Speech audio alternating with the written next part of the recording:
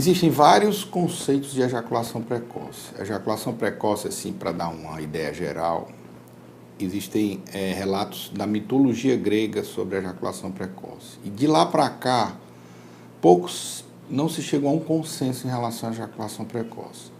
Na verdade, vários estudiosos tentaram definir a ejaculação precoce, Marcia Johnson e muitos outros estudiosos da disfunção sexual masculina.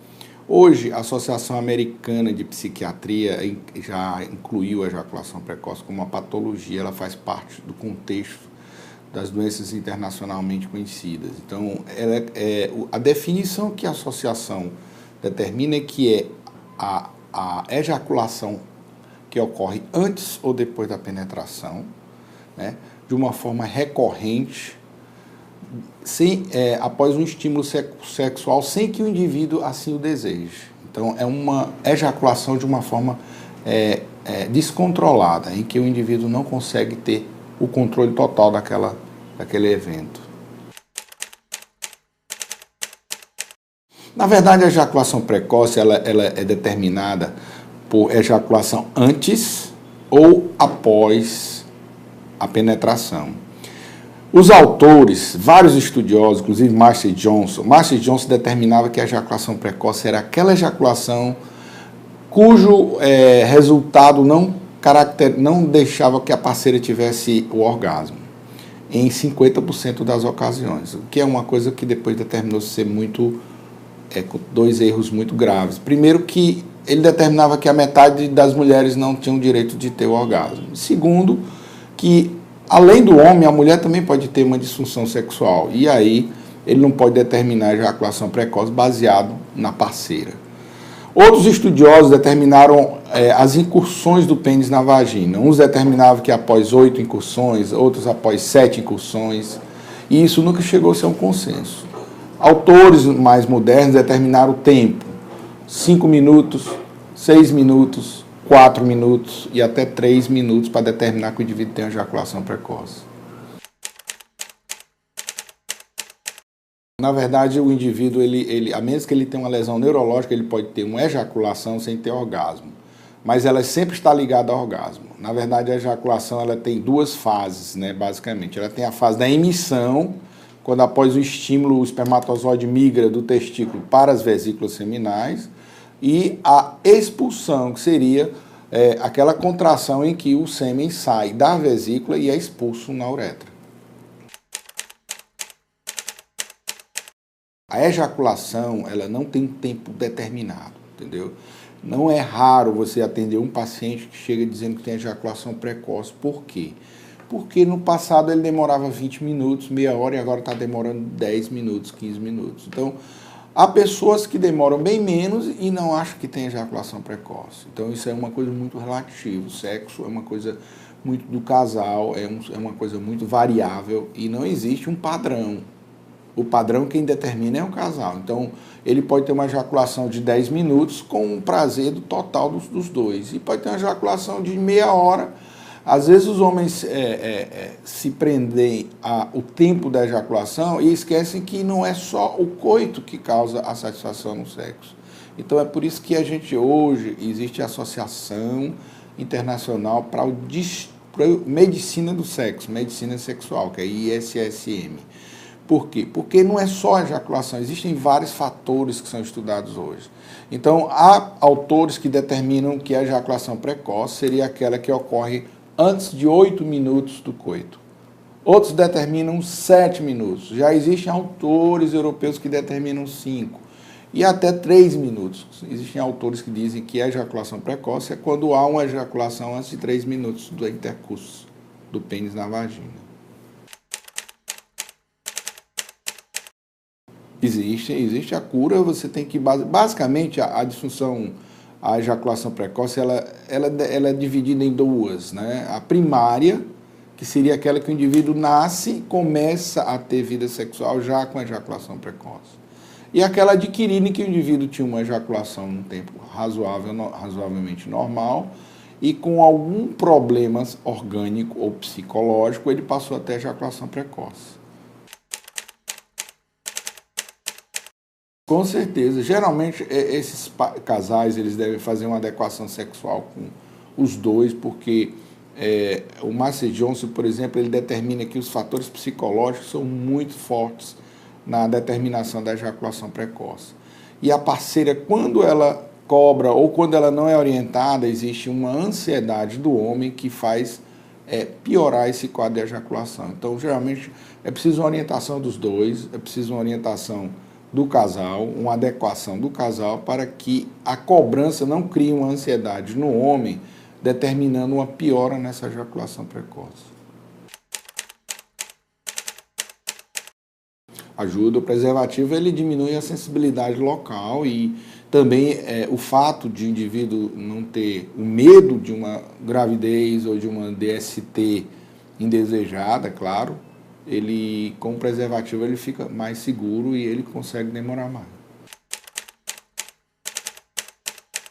O tratamento da ejaculação precoce, é preciso que se diga o seguinte, ela é um resultado de fenômenos neuromusculares. Existe estímulo do córtex cerebral que causa a liberação de substâncias endócrinas. Essas substâncias estimuladas pela testosterona, elas vão causar uma vasodilatação e a ereção.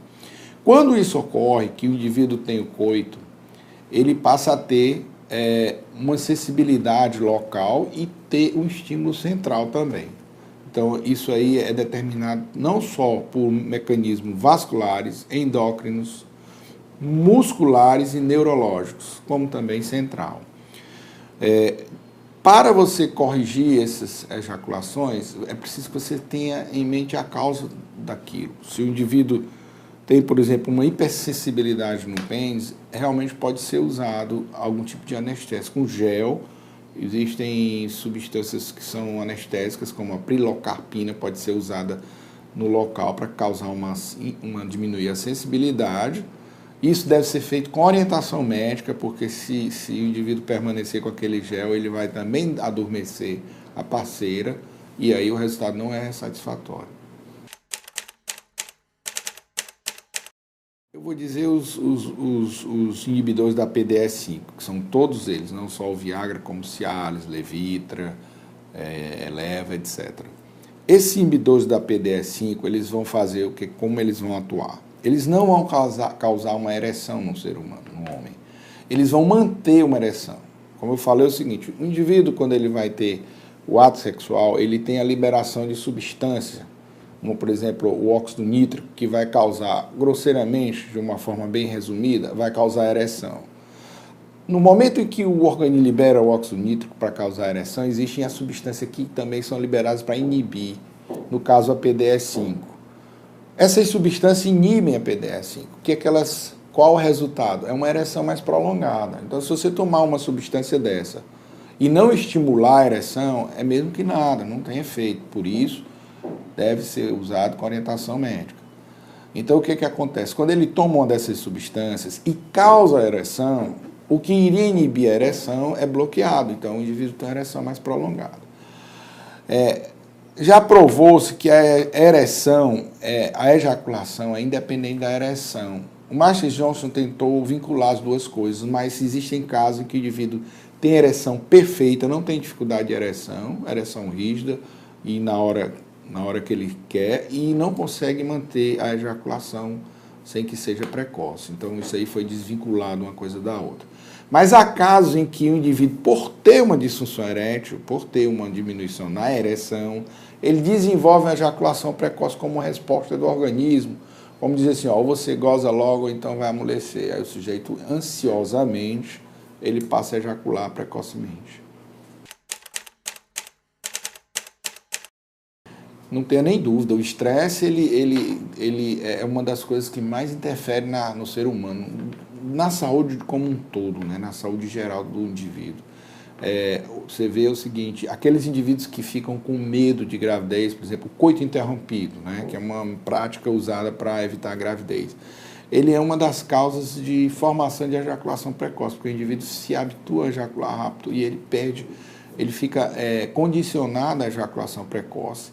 E realmente ele fica ansioso, né? A ansiedade, né, causada pelo estresse é um dos fatores importantíssimo. Ninguém tem sexo saudável, sexo prazeroso, sem tranquilidade. E a vida moderna está tirando essa tranquilidade do ser humano, né? Corre-corre, o dia a dia, a competição, né? A vida, a violência, tudo isso deixa o indivíduo ansioso e estresse.